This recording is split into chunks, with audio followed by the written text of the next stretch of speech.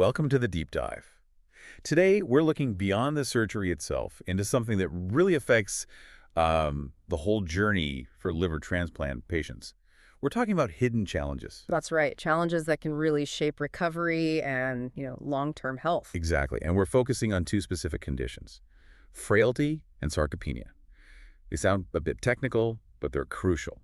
So frailty, that's basically when the body's reserves are low, making someone quite vulnerable. Precisely. It's a reduced physiological reserve impacting overall function. And sarcopenia, well, that's more straightforwardly about the loss of skeletal muscle mass, less muscle. Okay, so low reserves and low muscle. And it's important, really, to see them as distinct, even though they often show up together. Frailty is that broader functional decline, the resilience issue. Sarcopenia is specifically the muscle loss. Right. And understanding this difference is vital for liver transplant patients. It affects, well, pretty much everything, their outcomes on the waiting list, how they recover right after surgery, even their quality of life years down the line. So our mission today in this deep dive is to really unpack this. We'll get into how common these conditions are, what they actually mean for patients, how doctors are spotting them now. The assessment tools, yeah. Exactly. And who's most at risk, and crucially, what can actually be done about it. We're basing this on, the latest research you've pulled together. Looking forward to digging in. Okay, so let's start right there. Prevalence. Even before someone gets near a transplant, how often are we seeing frailty and sarcopenia? It's remarkably common. If you look at patients with end-stage liver disease, generally, sarcopenia affects roughly somewhere between 40% and 70%. That's a huge range, but significant either way. 40 to 70%, wow. Yeah, and frailty isn't far behind, maybe 18% to 43% in that broader group. Now, narrow it down just to the liver transplant candidates. The ones actually on the list. Exactly. Yeah. There, frailty is measured around 21 to 25% pre-transplant.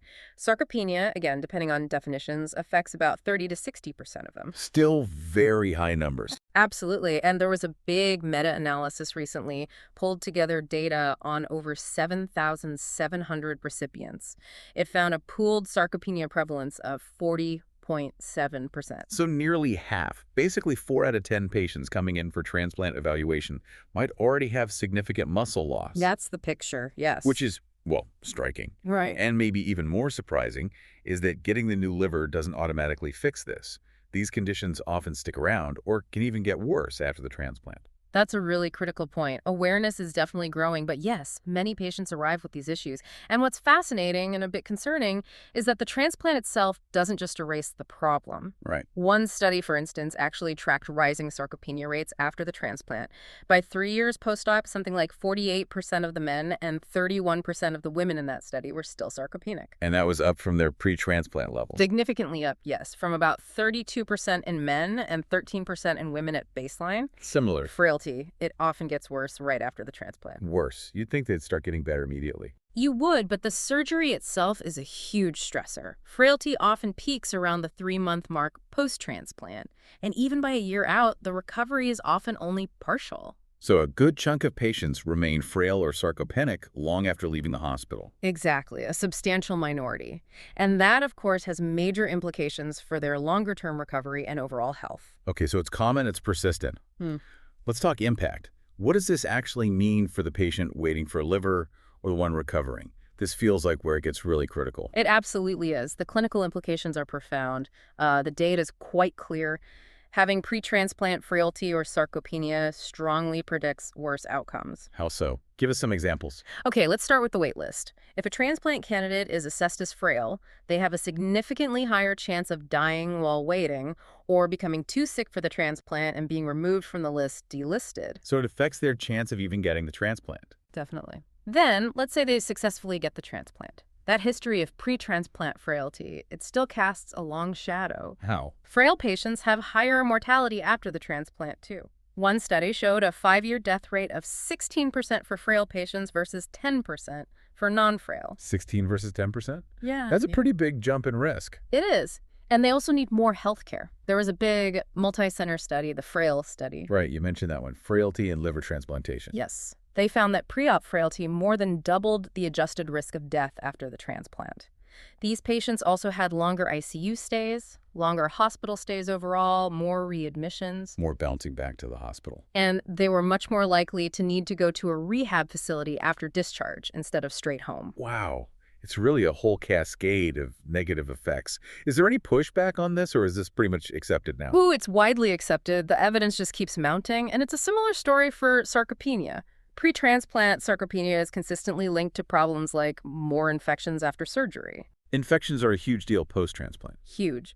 Longer ICU stays and lower survival. For instance, one study looked at the psoas muscle, that's a key core muscle measured on CT scans.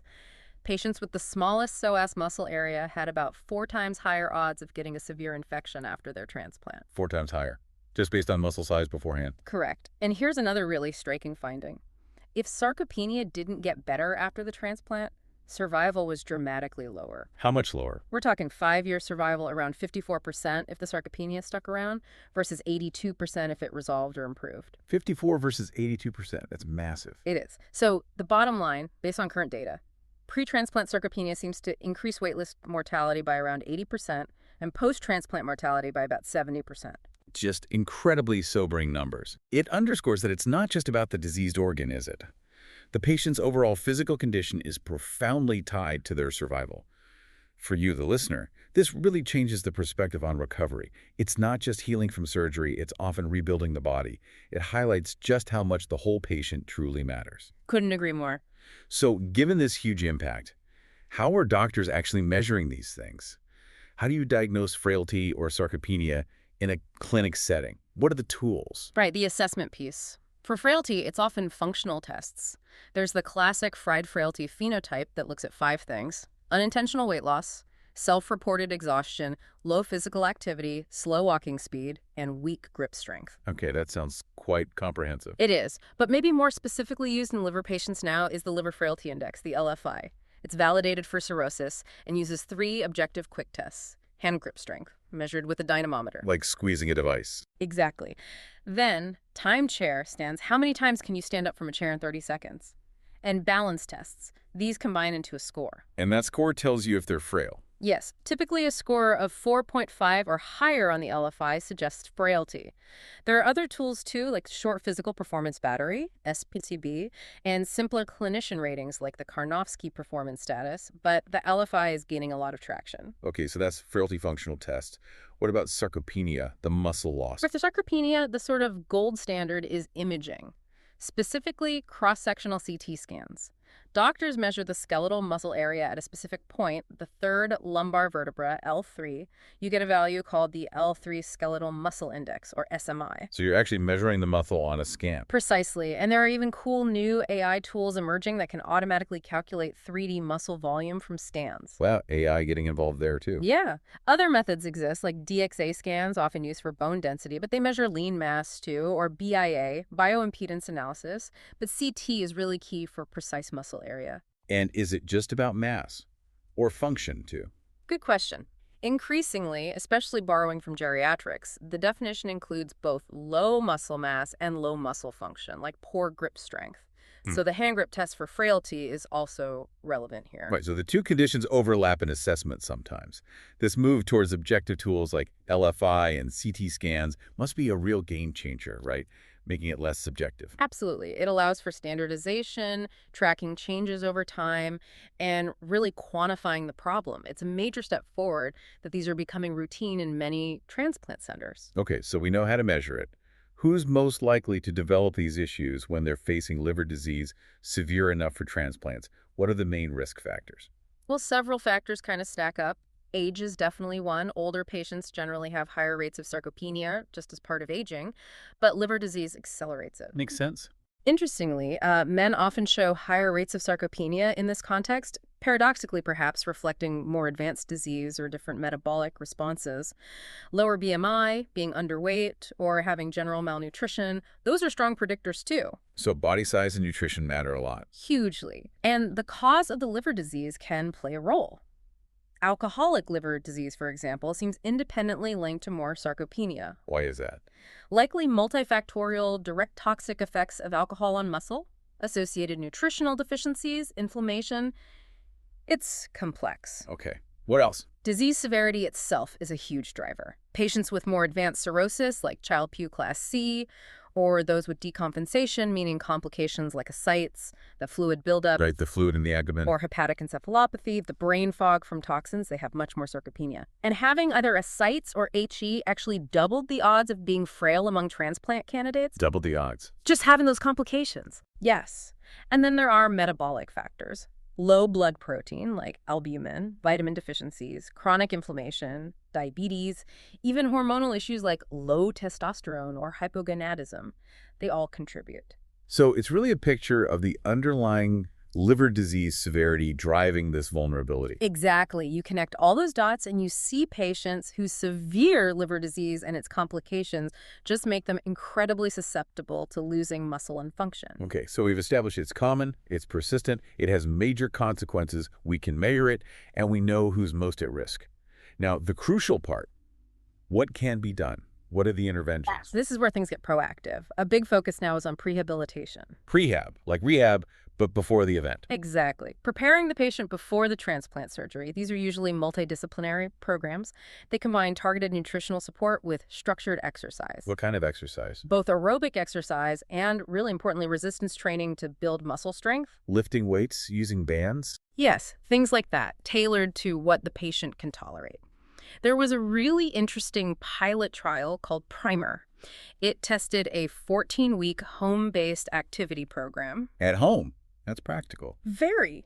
They used wearable fitness trackers, set daily step goals, even offered small incentives.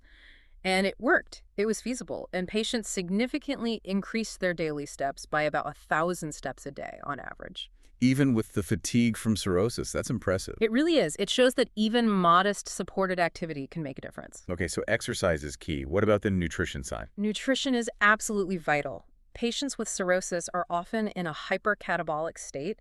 Their body breaks down muscle too quickly. So the goal is high-calorie, high-protein diets. More protein to build muscle back up. Precisely. Often supplementation with branched-chain amino acids, BCAAs, is recommended. They seem to help counteract that muscle breakdown. Are there specific recommendations? Yes. Guidelines typically suggest aiming for at least 30 to 35 kilocalories per kilogram of body weight per day and 1.2 to 1.5 grams of protein per kilogram. That's quite a bit higher than for a healthy person. And timing matters too, right? You mentioned something about snacks. Yes. A late evening snack is often recommended. It helps reduce the length of the overnight fast, which can limit that catabolic muscle breakdown while sleeping. Simple, but clever. Are there studies backing up these nutritional approaches? Definitely. A recent network meta-analysis looked at different strategies. It found that IV nutrition given around paracentesis, fluid drainage, plus oral supplements seemed best for improving muscle mass. High-protein diets specifically were best for improving hand grip strength. Interesting distinction. And BCAA supplements, especially with vitamin D, also showed significant benefit for both muscle index and grip strength compared to placebo. There are other things being looked at too, anabolic agents trying to modulate the gut microbiome. The gut connection again. Always seems to come back to the gut. And even just treating the liver disease complications better, like placing a TIPSA shunt to reduce pressure, can sometimes help reverse sarcopenia partially. Okay, so prehab focuses on nutrition and exercise before surgery. What about after? Post-transplant rehabilitation is just as crucial. As we said, many patients are still deconditioned after surgery, remember that stat.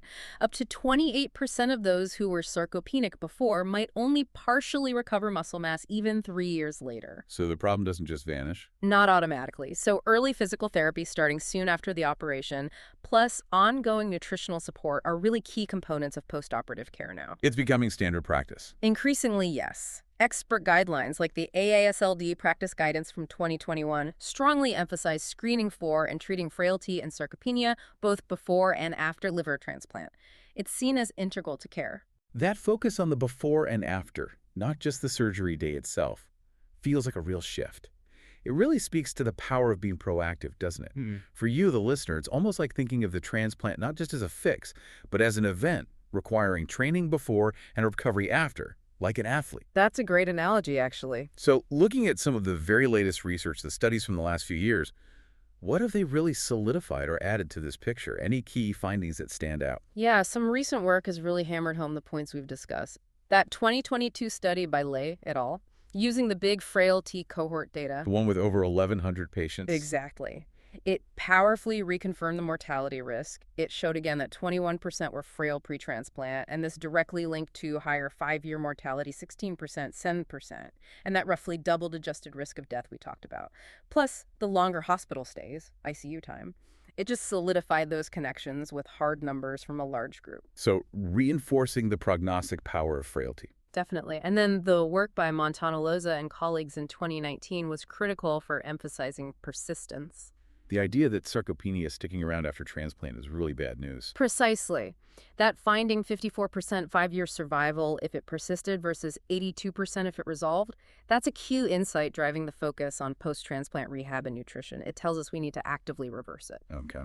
What else is new? Well, that 2024 meta-analysis, pooling 25 studies, nearly 7,800 patients, it gave us that robust pooled prevalence of sarcopenia around 40.7%, and importantly, it confirmed sarcopenic patients had higher post-transplant mortality overall, with a pooled relative risk of about 1.42. So about 42% higher risk of death after transplant if you have sarcopenia beforehand. That's the overall estimate, yes. And imaging studies are getting more sophisticated. There was a Korean study using automated 3D CT volumetry. The fancy AI muscle measurement. Right. They found that new onset sarcopenia, actually losing muscle in the year after the transplant, was itself a predictor of worse survival and even developing post-transplant diabetes. So it's not just what you start with, but also if you lose muscle later. Exactly. It highlights the need for ongoing monitoring and intervention. But wasn't there one study with slightly different findings?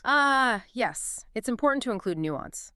There was a large single-center study that reported, interestingly, that while sarcopenia often persisted or worsened after transplant in their patients, baseline sarcopenia didn't independently predict 3-year survival in that specific cohort. So one study didn't find the same survival link. In that particular analysis, yes. It could be due to many factors: specific patient mix, interventions used at that center, maybe different follow-up. It just reminds us that while the overall trend is clear, there can be variations. Right.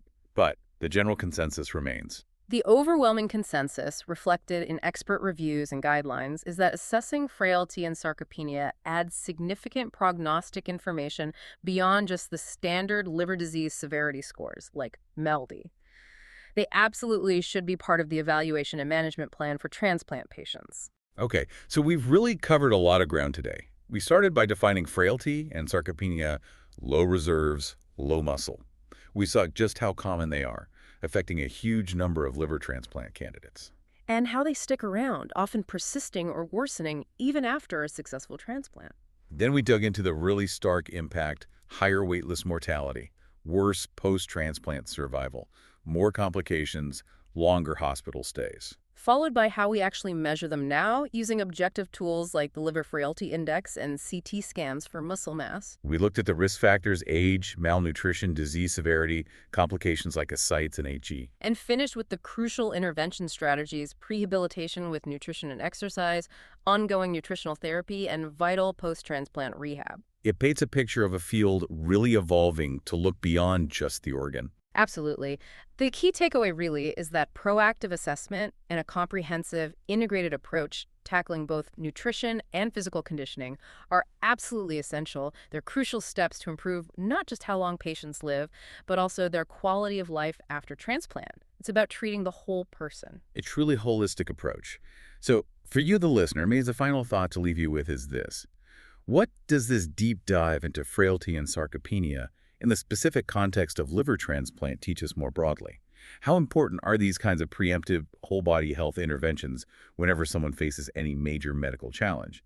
Does preparing the person, not just treating the disease, hold the key to better outcomes across medicine? Something definitely worth considering. Thank you for joining us on this deep dive.